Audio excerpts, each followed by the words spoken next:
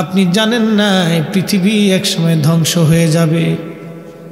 আল্লাহ বলেন ইজাস সামাউ ফাতারাত, আসমান ভেঙ্গে ভেঙ্গে জমিনের উপরে পড়তে থাকবে। আসমান ভেঙ্গে জমিনে পড়বে। ওয়া ইদাল কাবাকিবু তাসারাত, নক্ষত্রগুলি ভেঙ্গে ভেঙ্গে পড়তে থাকবে। কত নক্ষত্র আছে একটা হিসাব আপনাকে বুঝাই দিয়ে যায়। 13 লক্ষ পৃথিবী এক জায়গা করলে যত বড় একটা সূর্য হলো তত বড়। না সুবহানাল্লাহ হইছেন। এই সূর্যটাকে জ্বালানোর জন্য আমার আল্লাহ পাক প্রত্যেক দিন কোটি কোটি টন গ্যাস আমার আল্লাহ ব্যবহার করে থাকেন। একদিন না 2 দিন না, সূর্যের সূচনা লগ্ন থেকে আজ পর্যন্ত সূর্যটা আলো দিয়ে গেল।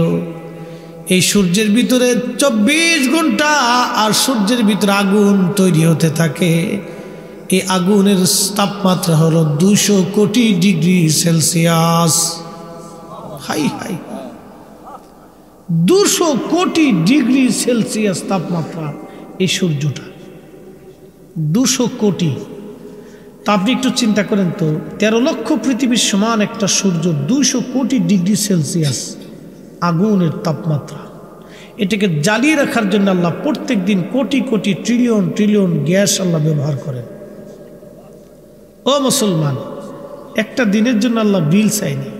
এই লাইট জ্বলতেছে, সরকারকে বিল কষে না দিলে পরের তারিখ লাইন কেটে দেবে। কিন্তু 60 বছর ধরে আল্লাহ সূর্যের আলো দিছে, একটা দিন বিল চাই নাই।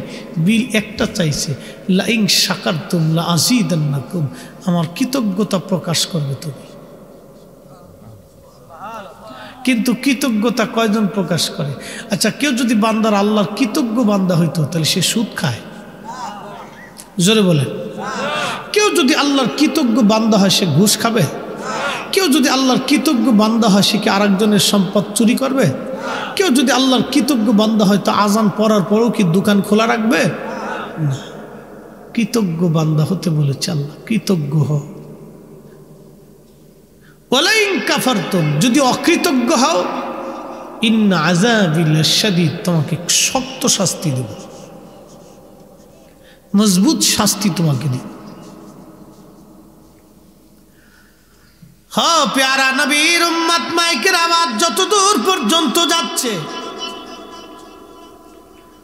জ্ঞানী গুণী শিক্ষিত মানুষগুলি কথাগুলি বুঝে যাবেন। ইদাস সামাউ ফাতারাত ওয়া ইদাল কাওয়াকিবু তাসারাত, নক্ষত্রগুলি ভেঙ্গে ভেঙ্গে পড়ে যাবে। কতগুলি নক্ষত্র আল্লাহ সৃষ্টির মধ্যে,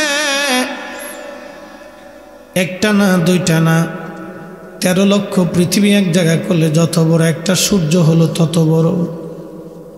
মহাবিশ্বে একটা নক্ষত্র আছে, নাম ব্ল্যাক হোল, অন্ধকার গহ্বর।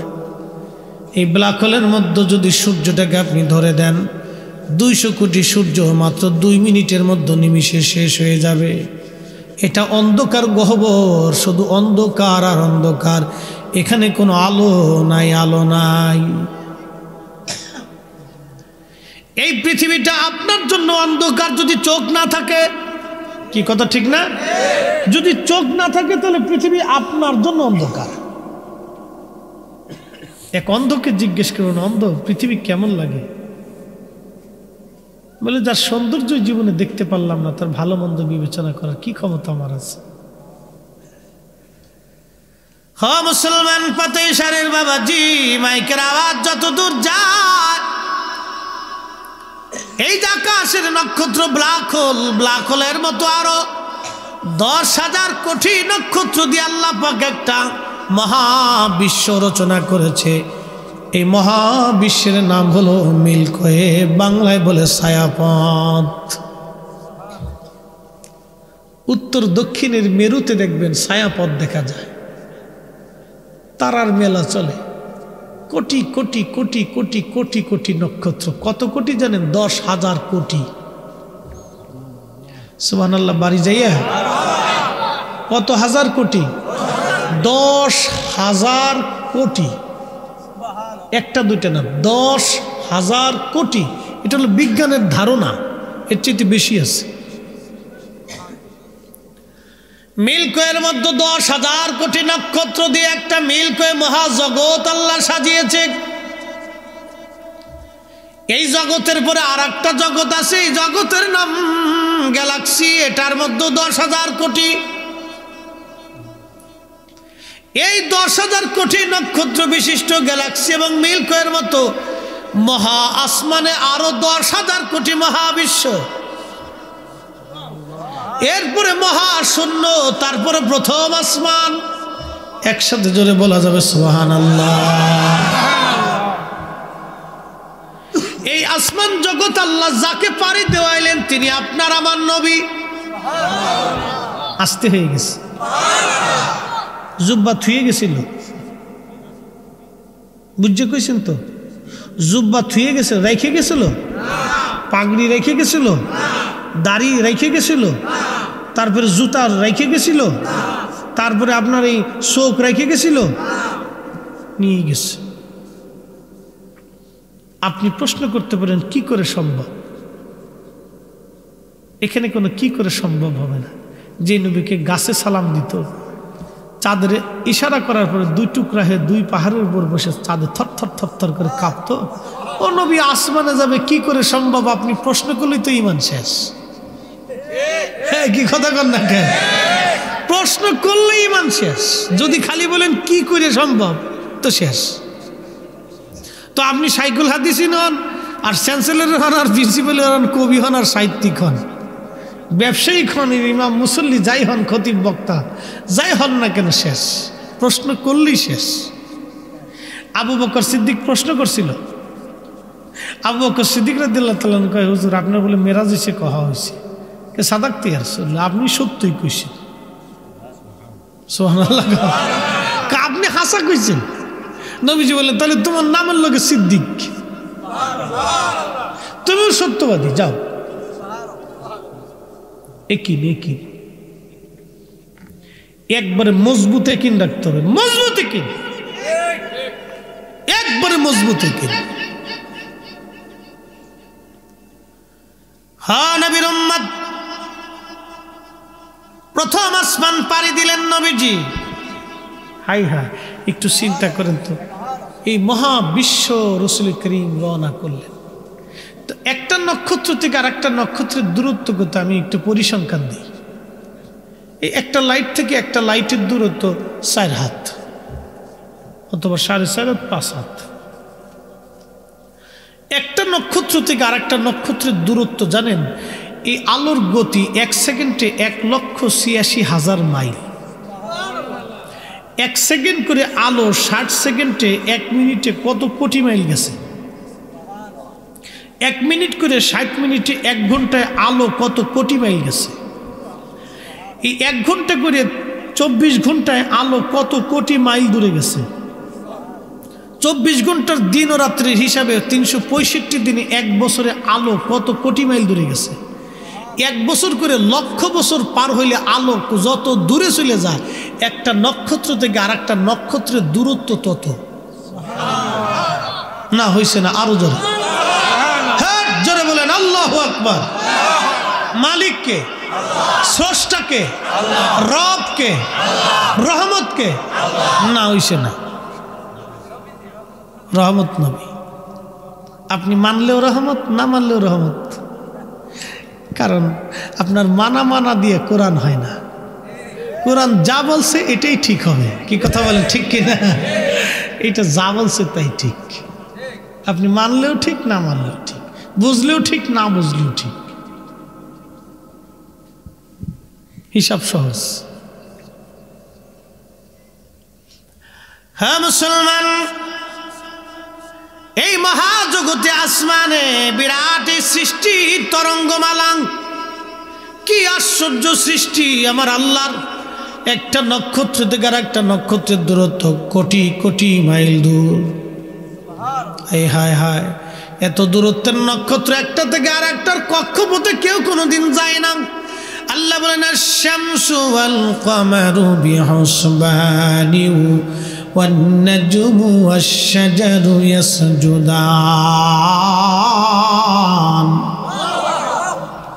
আল্লাহ ডাক দিয়ে বলেন, হাবিব, এই চাঁদ এবং সূর্য তার নিজের কক্ষপথে পরিচালিত হয়। চাঁদ কখনো সূর্যের কক্ষপথে যায় না, সূর্য কখনো চাঁদের কক্ষপথে আসে না। এই চাঁদ আর সূর্য নক্ষত্র সৃষ্টিগুলি আমি আল্লাহর আইন মেনে চলে, আমি আল্লাহর বিধান মেনে চলে, আমি আল্লাহর সীমা রেখার মধ্যে তারা চলাচল করে, আমি আল্লাহর বিধান মেনে চলে। কিন্তু মানুষ আল্লাহর বিধান মানতে চায় না। আচ্ছা, একটা কথা বলি, জবাব দিবেন। কুত্তার বাচ্চা আমরা গালি দেই, এটাকে গালি বানাইছি, কুত্তার বাচ্চা। এই কুকুরের বাচ্চাটা তার মায়ের দুধ খায়। এই শীতের ভিতরে আপনি যখন আপনার সন্তানকে কাঁথা কম্বল মোড়া টোরা দিয়ে শুয়ে দিয়েছেন, এই কুকুরটা তার বাচ্চাদেরকে মুড়িয়ে চড়িয়ে তার পেটের ভিতরে নিয়ে শরীরের মধ্যে নিয়ে শীতের মধ্যে পেঁচিয়ে থাকে। আচ্ছা, আপনার সন্তান নিয়ে আপনার ভবিষ্যৎ আছে। আমার ছেলে আমার কবরের পাশে দাঁড়াবে, দোয়া করবে, আমার ছেলে আমাকে কামাই খাওয়াবে, ও বুড়া গেলে আমার লাঠি হবে, ও আমার জানাজা দিবে, অনেক স্বপ্ন। আমার ঘরে ও প্রদীপ জ্বালাবে, আলো জ্বালাবে, আমার বংশের বাতি, যে যেটা মনে করে আর কি। কিন্তু কুত্তার বাচ্চা নিয়ে কুত্তার কোনো ভবিষ্যৎ আছে? নাই। কিন্তু তারপরও কুত্তা তার বাচ্চাকে দুধ পান করায়, তারপরও কুত্তা তার বাচ্চাটাকে পাহারা দেয়। কারণ কি জানেন? আল্লাহ এই কুকুরটাকে তার বাচ্চা লালন পালন করার জন্য, দুধ খাওয়ানোর জন্য নিযুক্ত করেছে। সে আল্লাহর আইন মানে, সে আল্লাহর বিধান মানে, সে আল্লাহকে ভয় পায় যে আল্লাহ আমাকে দায়িত্ব দিয়েছে, এটাকে পালন করতে হবে আমাকে।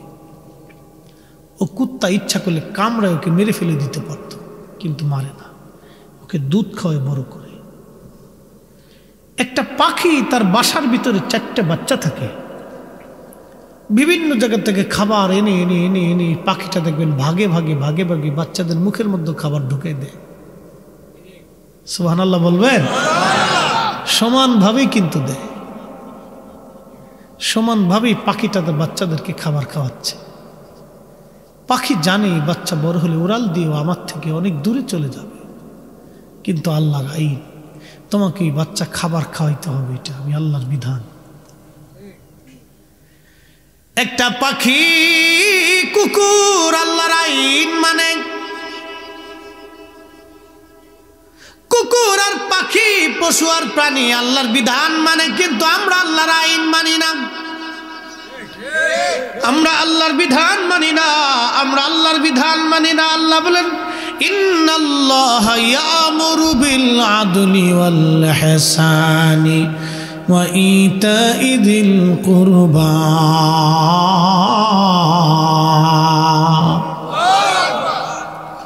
ইন্নাল্লাহা ইয়ামুরু বিল আদল, আমি আল্লাহ তোমাদেরকে নিশ্চয় হুকুম প্রদান করতেছি, তোমরা দুনিয়াতে ন্যায় বিচার করো, ন্যায় বিচার করো, আদল করো, আদল করো, আদল করো।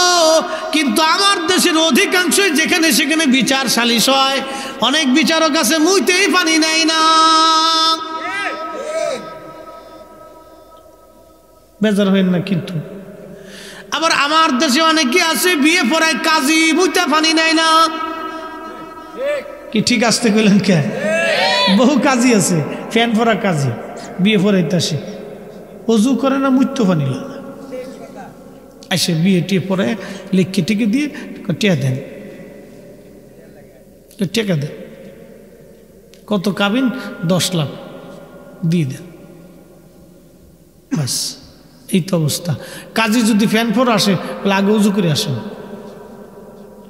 আপনার যেটি ফুরিয়েছেন এটি ঠিক আছে নি, কুলুক টুলুক করেননি, যদি করেন না তাহলে করেন যে আপনি চেঞ্জ করে আসেন যা, কারণ কাজটা তো পবিত্র, যে বিয়েটা হবে এটা তো পবিত্র, এখান থেকে বাচ্চার জন্ম হবে, সন্তান হবে, ভবিষ্যৎ হবে, সংসার হবে, জীবন হবে। বিসমিল্লাহ যদি বেমুত্তীর্ণ হয়, বিসমিল্লাহতে যদি কুলুক সারা হয় অপবিত্র, এটা তো মুসিবত। শূন্য সুন্নতি বিয়ে তো আমরা ভুলেই গেছি, মনেই নেই আমরা। আরে কারেন্টও ঠাড়া পড়ছে। একটু দুরূদ শরীফ পড়ি। আল্লাহুম্মা সাল্লি আলা সাইয়্যিদিনা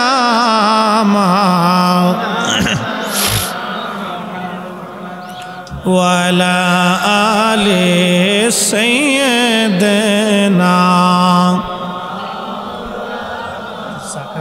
একটু চাঁদ উড়ে যাও রে মাহফিলের হাওয়া,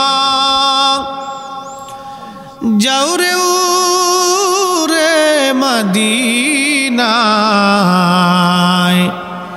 আমাদের দরুদ পৌঁছে দিও নূর নবীজির পাক রওজায়। আল্লাহুম্মা সাল্লি আলা, হয় না জোরে জবান খুলে, মুহাম্মাদ আলা আলি সাইয়্যিদিনা।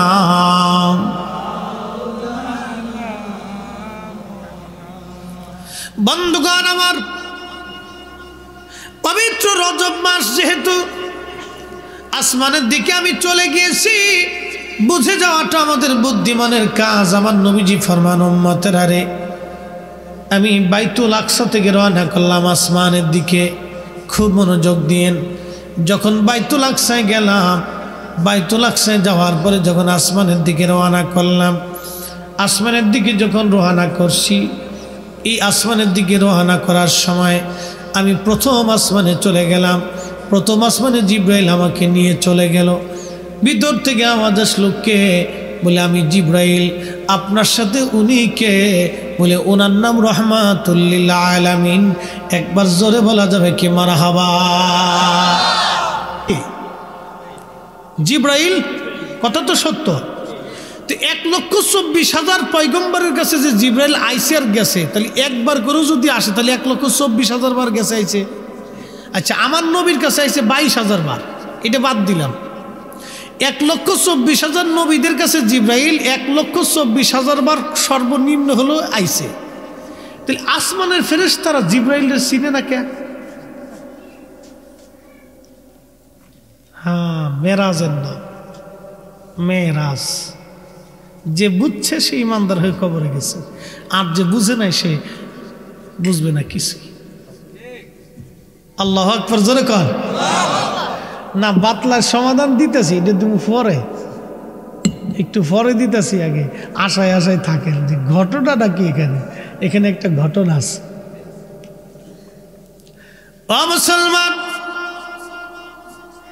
এত লক্ষ বার জিব্রাইল আমিন আসলেন আর গেলেন, এত লক্ষ বার জিব্রাইল আসলেন আর গেলেন, কিন্তু আসমানের ফেরেশতারা জিব্রাইলরে চিনে না। কারণটা কি? জিব্রাইলকে ফেরেশতারা বলেন, আপনি কে? বলে আমি জিব্রাইল। আপনার সাথে উনি কে? বলে রহমাতুল লিল আলামিন। দাওয়াত করা হয়েছে? বলে হ্যাঁ। দরজা ফাঁক হয়ে গেল আসমানের। আসমানের প্রথম আসমানে যত ফেরেশতা ছিল সব ফেরেশতা বসা। নবীজিকে দেখার সঙ্গে সঙ্গে আসমান জগতের সমস্ত ফেরেশতারা দাঁড়ায় গেল, একজন ফেরেশতা বসে রইল না। একবার জোরে বলা যাবে কি সুবহানাল্লাহ? সব ফেরেশতা কি করছে? কার জন্যে? জোরে বলেন। নবীর জন্য দাঁড়াইছে। সব ফেরেশতা দাঁড়িয়ে গেলেন। রসুল আসছে, নবী আসছে, ইমামুল মুরসালিন আসছে, হাবিবুল্লাহ আসছে, সব ফেরেশতারা দাঁড়িয়ে গেলেন। আল্লাহু আকবার, জোরে বলেন। আল্লাহর হাবিব বলেন, প্রথম আসমান গেলাম। প্রথম আসমানের দরওয়াজায়, প্রথম পৃথিবীর আসমানের যে আশ্চর্য দৃশ্য, প্রথম আসমানের উপরে তার চাইতে ডাবল আশ্চর্য দেখলাম। কি আশ্চর্য দৃশ্যগুলি! বিরাট বিরাট বড় আল্লাহ সৃষ্টির নমুনাগুলি দেখলাম। আমার আল্লাহ প্রথম আসমান থেকে আমাকে নিতে নিতে দ্বিতীয় আসমানে আল্লাহ নিলেন, দরজায় করাঘাত করলেন। জিব্রাইল। কে? বলে আমার নাম জিব্রাইল। আপনার সঙ্গে উনি কে? বলে রহমাতুল্লিল আলামিন। দাওয়াত করা হয়েছে। বলে হা। দ্বিতীয় আসমানের দরজা খুলে গেল। সমস্ত ফেরেশতারা দ্বিতীয় আসমানে যারা ছিলেন নবী দেখার সঙ্গে সঙ্গে সব ফেরেশতারা সেই দিন দাঁড়ায় গেল। একবার আওয়াজ তুলে বলা যাবে কি মারহাবা।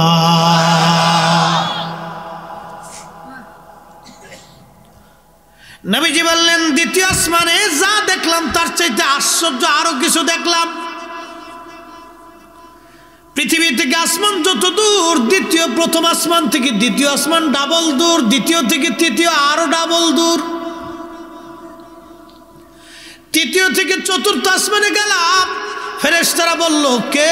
বলে আমি জিব্রাইল।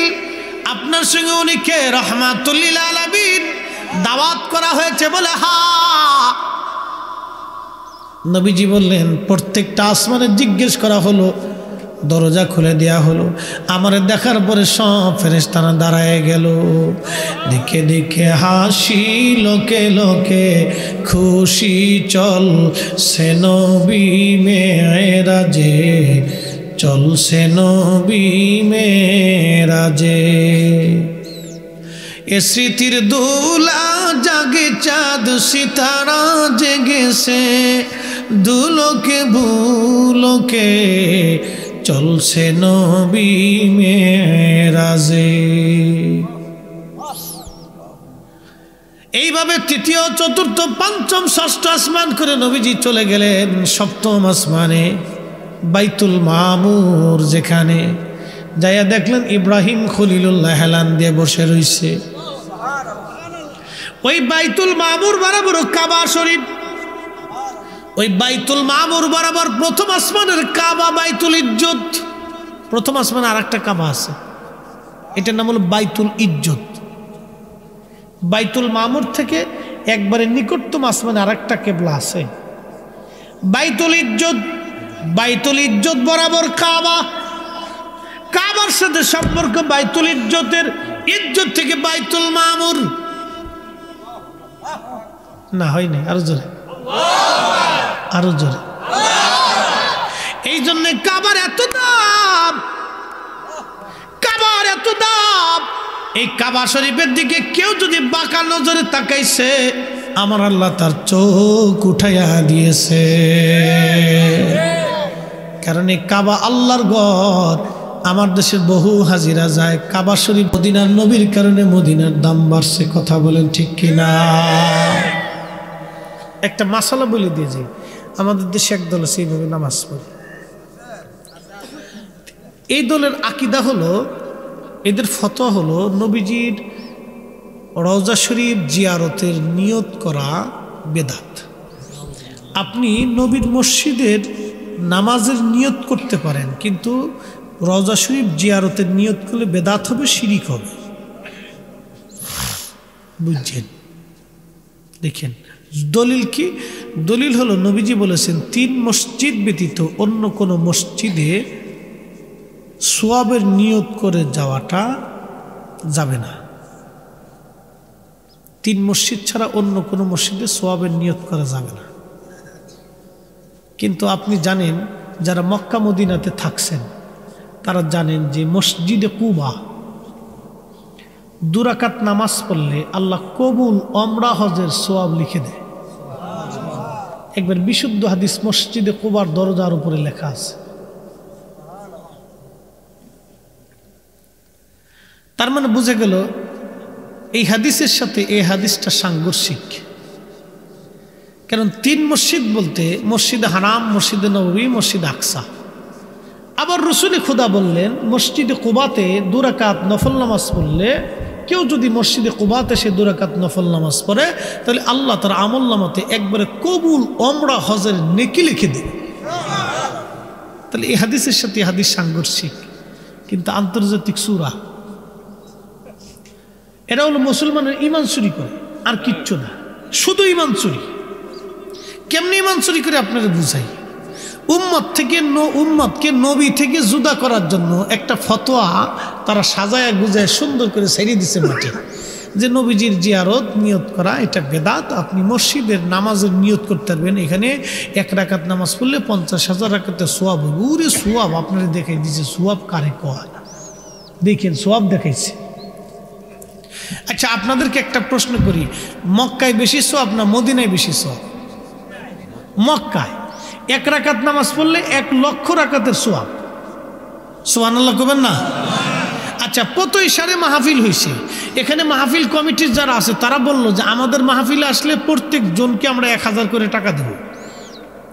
খারে রাতে মাহফিল চলতেছে, যদি ওই কমিটি ঘোষণা দেয় যে আমরা এখানে কেউ মাহফিলে আসলে তারে প্রত্যেক জনে আমরা 500 টাকা করে দিব, আচ্ছা লোক কোন জায়গা বেশি হবে? কেন 1000 বেশি না 500 বেশি? তাহলে বুঝে গেল পাগলও লাভ বুঝে, কি কথা ঠিক কিনা? তাহলে সোয়াব যদি আমার দরকার হয় তাহলে আমি তো কাবা শরীফে 1 রাকাত নামাজ পড়লে 1 লক্ষ রাকাতের সোয়াব পাইতেছি, তা আমি আবার কষ্ট করে 50,000-এর জন্য আরো 50,000 কমের জন্য আমি 200 কিলোমিটার মদিনায় যাওয়ার দরকারটা কি? আমার যদি সোয়াব দরকার হয় তাতে আমি কাবাতেই নামাজ পড়ে সোয়াব পাইতেছি 1 লক্ষ রাকাত। কাবাতে 1 রাকাত পড়লে 1 লক্ষ রাকাতের সোয়াব, আর মদিনাতে 1 রাকাত পড়লে 50,000 রাকাতের সোয়াব। তো কাবাতে আমার যদি সোয়াবের দরকার হয় তাহলে কাবায় নামাজ পড়ে আমি 1 রাকাতে 1 লক্ষ পাইতেছি, তাহলে আমি 50,000-এর জন্য আরো অর্ধেক কমের জন্য 200 কিলোমিটার মদিনায় আসার আমার দরকারটা কি? কত কিলো? 400 না? 400 কিলো। 400 কিলো পর রাস্তা আমি দৌড়ে আসবো কি জন্য? আমার দুঃখটা কি কোন? সেই ঢাকার থেকে চট্টগ্রাম আরো বেশি, ওই সেই আপনার ঢাকার থেকে সেই ওই যে আপনার কক্সবাজার 400 কিলো। আমার এত দূরের দরকারটা কি? তার মানে বোঝা গেল হাজি যারা মদিনাতে আসলে মূলত সোয়াবের উদ্দেশ্যে আসে না, তারা আমার নবীর সাথে সাক্ষাতের জন্য আসে, নবীর জন্য আসে। কথা বলেন ঠিক না বেঠে? আরে আমার রসুলের রওজা যদি মদিনাতে না হয়ে বাইতুল মুকাররমে ঢাকাতে হতো, পৃথিবীর কোটি কোটি মুসলমান ঢাকায় এসে বাইতুল মুকাররমে এসে নামাজ পড়ে রসুলের রওজা জিয়ারত করত। কথা বলেন ঠিক না বেঠে? মুসলমানের ঈমান চুরি হয়ে যাচ্ছে, হাসতে হাসতে জাহান্নামে চলে যাচ্ছে। আপনি নিজেও জানেন না যে আপনি হাসতে হাসতে জাহান্নামে চলে যাচ্ছেন। আরে জান্নাতে যাইতে হলে আপনাকে অনেক নেকের দরকার, কিন্তু জাহান্নামে যাওয়ার জন্য একটা শব্দই যথেষ্ট। একটা শব্দ, শুধু বেশি লাগবে না, একটা শব্দ উচ্চারণ করলেই জাহান্নামে চলে যাবেন, আর কিচ্ছু লাগবে না।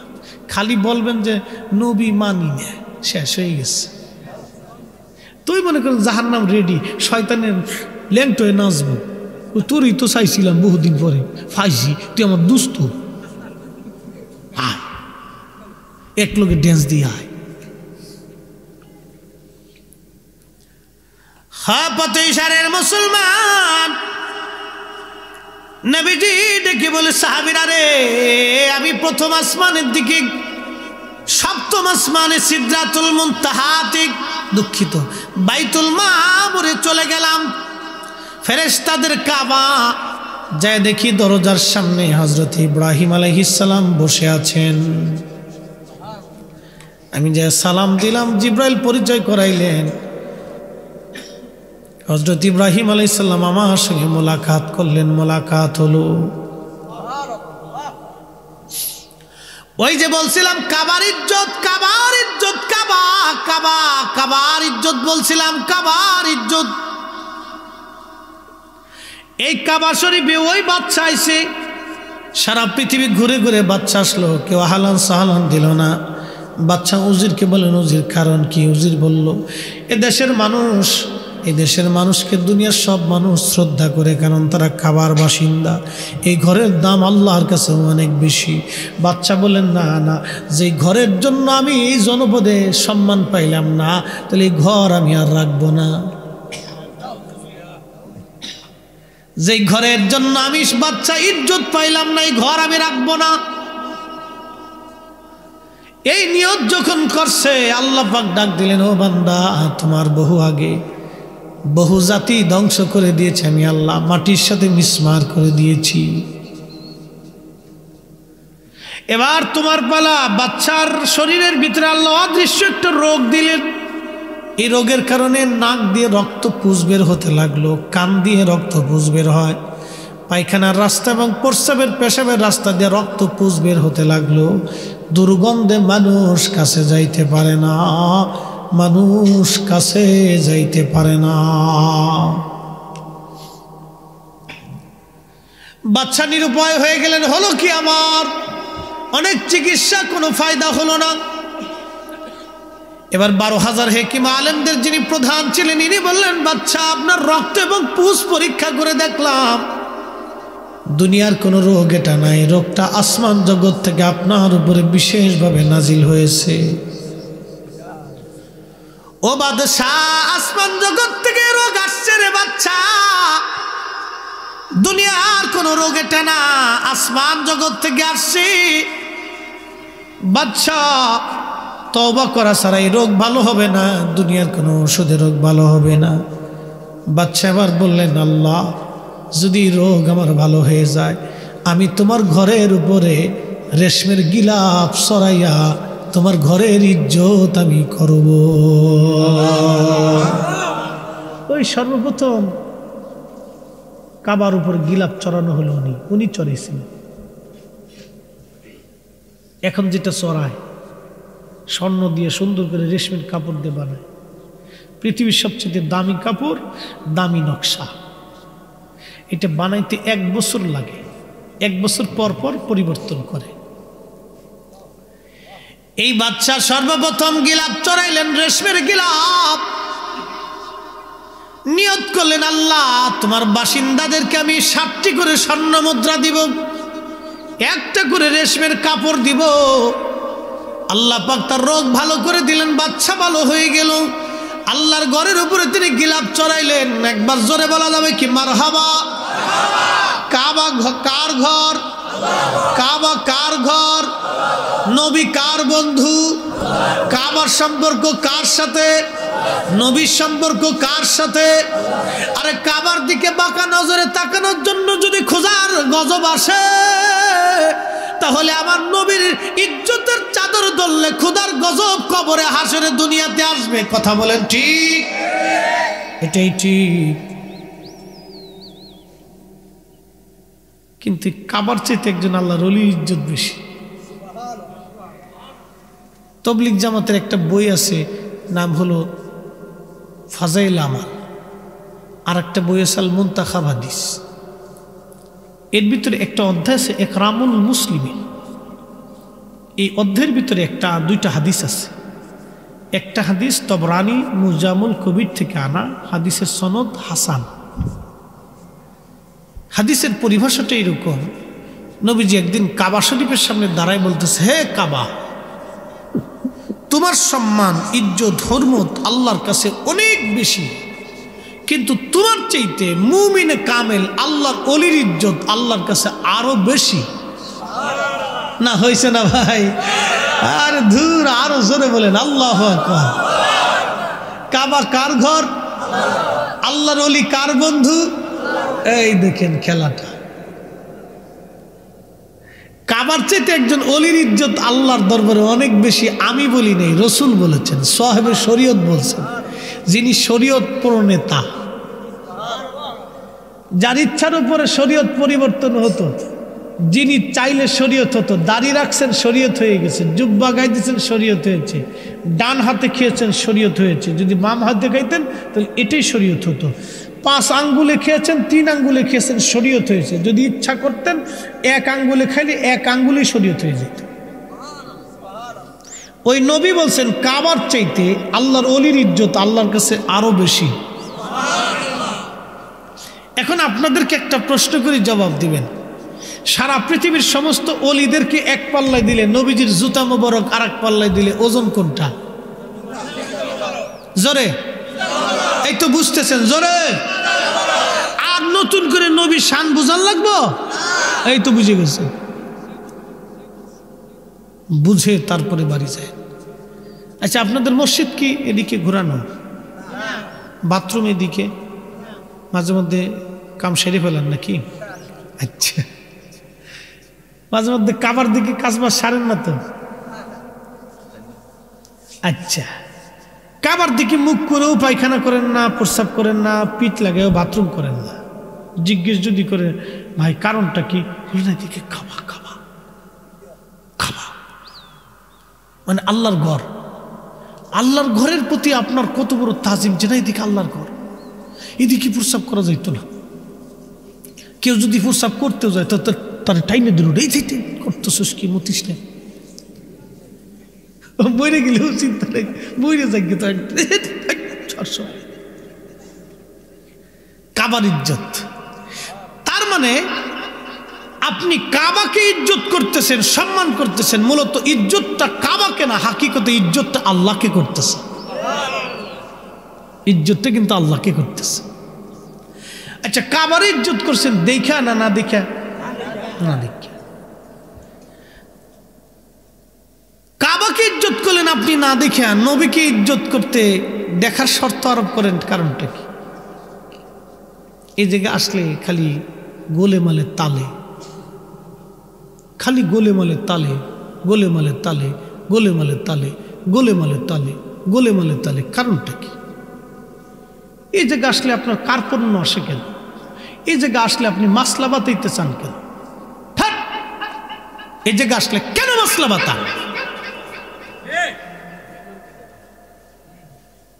আরে কোঠে আল্লাহর ওলি এক পাল্লাই দিলে রসুলের জুতার ওজনের সমান হবে না।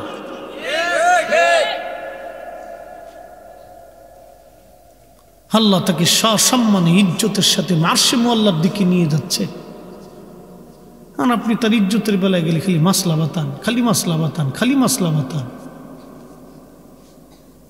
আপনার এখানে এত মাসলা আসে কেন? হ্যাঁ, নবীর উম্মত খুবই মনোযোগ দিয়া শুনিয়া যান। আল্লাহর নবী ডাক দিয়ে বলেন, উম্মতের আরে সিদরাতুল বাইতুল মামুরের দরজার সামনে হযরত ইব্রাহিমের সঙ্গে দেখা হলো। ইব্রাহিম আলাইহিস সালামের সাথে মোলাকাত হলো, কথাবার্তা হলো। আমি লক্ষ্য করলাম বিরাট বড় প্রান্তর, এই মাঠের মধ্যে ছোট ছোট বাচ্চারা খেলাধুলা করে, কেউ দৌড়াইয়া হযরত ইব্রাহিমের কোলের মধ্যে এসে বসে। আবার আরেকজন মহিলা দেখলাম, কেউ দৌড়াইয়া ওই মহিলার কোলের মধ্যে আসে, ওই মহিলাকে চুমা লাগায়, ইব্রাহিম খলিলুল্লাহকে চুমা লাগায় আবার চলে যায়। জিব্রাইল, বিষয়টা বুঝলাম না, এই ছোট ছোট বাচ্চা কারা?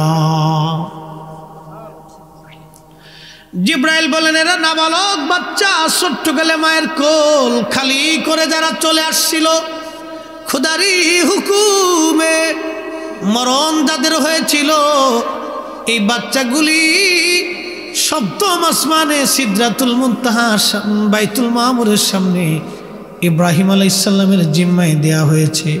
আল্লাহর খলিল এই বাচ্চাদেরকে কোরআন শিখান, জিকির শিখান, কালেমা শিখান। একবার জোরে বলা যাবে কি সুবহানাল্লাহ? হুজুর, ওই মহিলা হযরত হাজেরা, কে বলেছেন হযরত সারা আলাইহিস সালাম, আর ইনি ইব্রাহিম। হযরত ইব্রাহিমের কাছে যেই বাচ্চাটা দৌড়ে আসে, ইব্রাহিমের চেহারা তার বাবার চেহারার মতো মনে হয়, হাজরার চেহারা তার মায়ের চেহারার মতো মনে হয়। ওই বাচ্চাটা দৌড়াইয়া মা মনে করে হযরত হাজরাকে চুমা লাগাইয়া আদর করে আবার চলে যায়।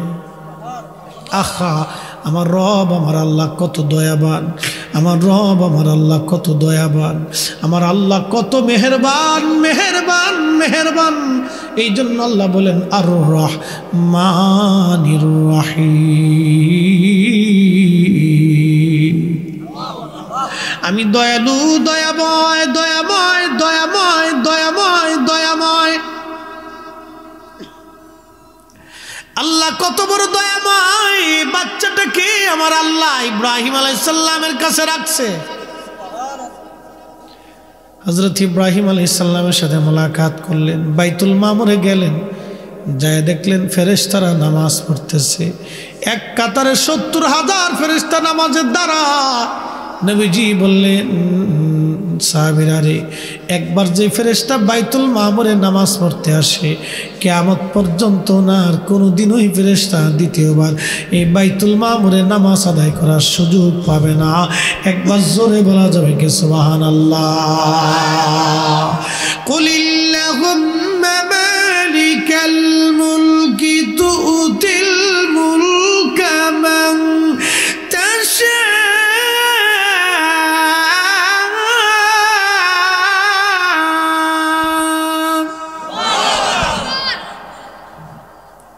মুলকের মালিককে হা হা, সমগ্র সৃষ্টির মালিক আমি আল্লাহ আল্লাহ আল্লাহ আল্লাহ আল্লাহ আল্লাহ আল্লাহ। নবীজি বললেন, জিব্রাইল আমাকে নিতে লাগলেন, নিতে নিতে নিতে নিতে নিতে নিতে আমাকে আর একটা জায়গায় নিয়ে গেলেন। বিরাট বড় গম্বুজ। কষ্ট হচ্ছে আপনাদের?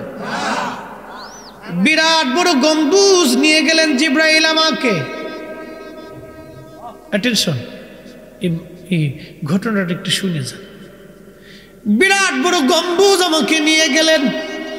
গম্বুজটা এত বিরাট, দেখেন গম্বুজটা এত বিরাট, গম্বুজটা এত বিরাট, হাতের আংটি সাহারা মরুভূমির মধ্যে ছেড়ে দিলে যেই রকম দেখা যাবে, আমার এই ছোট্ট আংটিটা যদি সাহারা মরুভূমির মধ্যে ছেড়ে দেন, এই মরুভূমির মধ্যে আংটিটা যত বড়, ওই বিরাট গম্বুজের উপরে পৃথিবীটা তত বড়। একটু চিন্তা করেন মালিক কত বড়, আল্লাহর আরশে মুআল্লা কত বড়। সারা পৃথিবীর অন্তত 4টা থেকে 5টা দেশের সমান হলো একটা মরুভূমি সাহারা। বাংলাদেশের 20টা দেশের সমান হবে একটা মরুভূমি।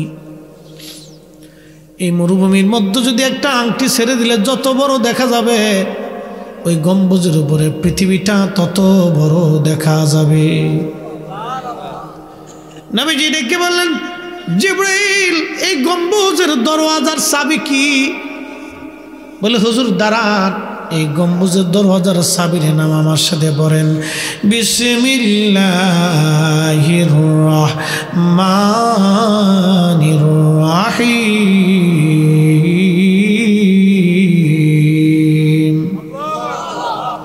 এই চাবির নাম বিসমিল্লাহির রহমানির রহিম।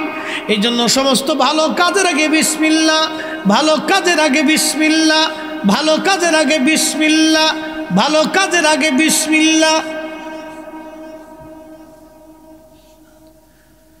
ওই দরজা খুলে গেল। নবীজি বললেন, আমি এই গম্বুজের মধ্যে ঢুকলাম। ঢুকার পরে দেখি আরো আশ্চর্য, বিসমিল্লাহর মিম শব্দ থেকে পানির নহর বের হয়ে গেছে, আল্লাহর হা শব্দ থেকে দুধের নহর বের হলো, রহমানের নুন শব্দ থেকে মধুর নহর বের হলো, রাহিমের মিম শব্দ থেকে শরবতের নহর বের হলো। এই নহরখানা যাইয়া যাইয়া যাইয়া যাইয়া একবারে হাউজে কাউসার হইয়া জান্নাতের নিচ দিয়ে প্রবাহিত হয়ে গেছে। একবার জোরে বলা যাবে কি আল্লাহু আকবার।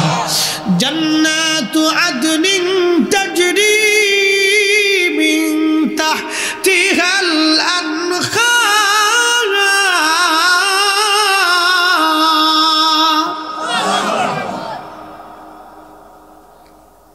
জান্নাতু আদনিন তাজরি মিন তাহতিহাল আনহার। নদী প্রবাহিত, নদী জান্নাতের নিচ দিয়ে নদী, দুধের নদী, শরবতের নদী, মধুর নদী, এই পানির নদী প্রবাহিত। উৎসটা হলো বিসমিল্লাহ শরীফ থেকে শুরু হয়ে গেল। জিব্রাইলকে নবীজি ডাক দিয়ে বলেন, জিব্রাইল এই পানি কারা পান করবে? নবীজি বললেন, জিব্রাইল বলেন, ইয়া রাসূলুল্লাহ, দুনিয়াতে যারা বিসমিল্লাহর আমল ছাড়বে না। সুবহানাল্লাহ কর। কিসের আমল? দুনিয়াতে যারা বিসমিল্লাহর আমল ছাড়বে না, সব ভালো কাজের আগে যারা বিসমিল্লাহ পড়বে, এই হাউজে কাউসারের পানি তাদের জন্য বরাদ্দ হবে। সুবহানাল্লাহ কর। দুনিয়াতে সব ভালো কাজের আগে বিসমিল্লাহ, সব ভালো কাজের আগে কি? বিড়ি টানার আগে বিসমিল্লাহ। আচ্ছা, এটা টান দেওয়ার আগে একটা বিসমিল্লাহির রহমানির রহিম। খাওয়া শেষ হয়ে গেলে আলহামদুলিল্লাহ, ভিটামিন খেয়েছি আল্লাহ। আচ্ছা, যেটার আগে বিসমিল্লাহ নাই সেটা ছাড়তে হবে। ওরে চা ঠান্ডা হয়ে গেছে রে, ভুলে গেছি আমি। আচ্ছা, আমি আমার ওই বন্ধুদেরকে বলবো, বাবাজিদেরকে বলবো, যাদের অভ্যাস হয়ে গেছে, আদত হয়ে গেছে, হতে পারে। আমি আপনার উপর রাগ করতেছি না, আমি আপনার উপর রাগ করতেছি না। যদি কারো এই ধূমপানের অভ্যাস হয়ে যায়, আমি রাগ করতেছি না আপনার উপরে। আপনি ধীরে ধীরে এটাকে ছেড়ে দেন। আপনি ইচ্ছা করলে পারবেন, একটু চেষ্টা করেন আর একটু কষ্ট করেন। জীবনের ছোট্ট একটু কষ্ট আপনার জন্য জান্নাতের কারণ হয়ে যাবে বাপ। জীবনের ছোট্ট একটু ত্যাগ আপনার জন্য জান্নাতের কারণ হয়ে যাবে। একটু কষ্ট করেন না আপনি। এই ধূমপানটা আপনাকে ক্ষতি করে দিবে, জাহান্নামের দিকে নিয়ে চলে যাবে। এটার মুখে একটা প্রচণ্ড দুর্গন্ধ হয় বাপ। মানুষের ইন্তেকালের পরে আল্লাহ রহমতের ফেরেশতা বান্দার কাছে আসে, যখন এই গন্ধটা আসবে তখন এই বান্দার কাছে সে থাকবে না, চলে যাবে। প্রিয় নবী উম্মতকে দেখার জন্য আসে, সুবহানাল্লাহ বলবেন। আল্লাহর কসম করে বলতেছি, ইমাম সুয়ুতি আল হামিলুল ফতোয়ার ভিতরে লিখেছেন, উম্মতের জানাজাতে নবীজি উপস্থিত হয়ে কবুল করায় দিয়ে যায়। হয়েছে না? আরো জোরে। এটা নবীর শখের কাজ। কিসের কাজ? শখ, শখ, ভালো লাগে, আনন্দের কাজ। আশেক উম্মত আছে না পৃথিবীতে ভাই? বহু মানুষ দেখবেন মরে যাওয়ার 3 বছর পরেও কবরে মাটি পচে না, এই দেহ পচে না। বহু আছে 10 বছরও পচে নেই, 30 বছরও পচে নেই, 25 বছরও পচে নেই, 100 বছরও পচে নেই, 500 বছর পরেও পচে নেই। যাদের দেহ মাটিতে খায় না, বুঝবেন তাদের জানাজাতে আল্লাহ রসুল তশরিফ এনে কবুল করায় গেছে।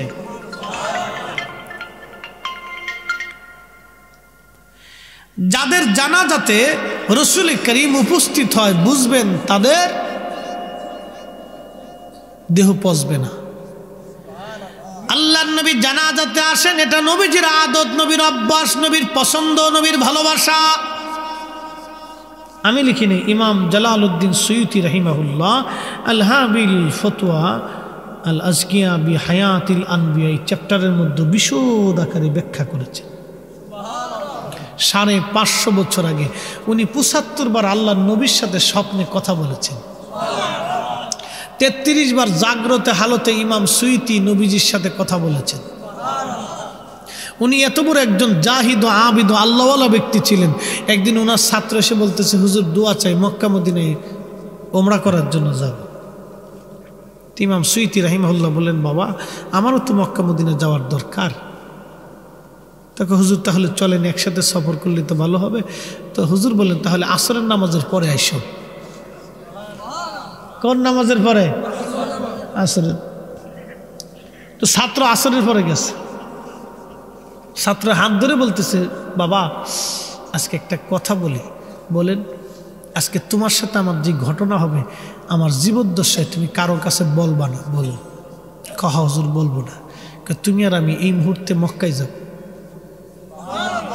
বলে হুজুর কি করে সম্ভব? তুমি আমার হাত ধরো, চক্ষু বন্ধ করো, চক্ষু না খোলা পর্যন্ত, আমি না বলা পর্যন্ত তুমি চোখ খুলবে না। ছাত্র বলতেছিলেন, হুজুর আমার হাত ধরলেন, আমি হুজুরের হাত ধরলাম, চক্ষু বন্ধ করে বিসমিল্লাহ বলে শুরু করলাম হাঁটা। কিছু দূর হাঁটার পরে হুজুর বললেন, বাবা চোখ খোলো। চোখ খুলে দেখি আমরা আল্লাহর ঘরের সামনে দাঁড়াই রইছি। হ্যাঁ, চিৎকার মেরে বলেন আল্লাহু আকবার। পাওয়ার আছে? আচ্ছা, কাবার তাওয়াফ শেষ, সাই শেষ, বলতেছে মদিনায় যাবা। কা হুজুর মদিনায় যাব। হাত ধরো, চক্ষু বন্ধ করো। চোখ বন্ধ করছে, হাত ধরছে। কিছু দূর হাঁটার পরে দেখে মদিনার নবীর মসজিদের সামনে দাঁড়ায় রয়েছে। তেলের গাড়ি তেলে চলে,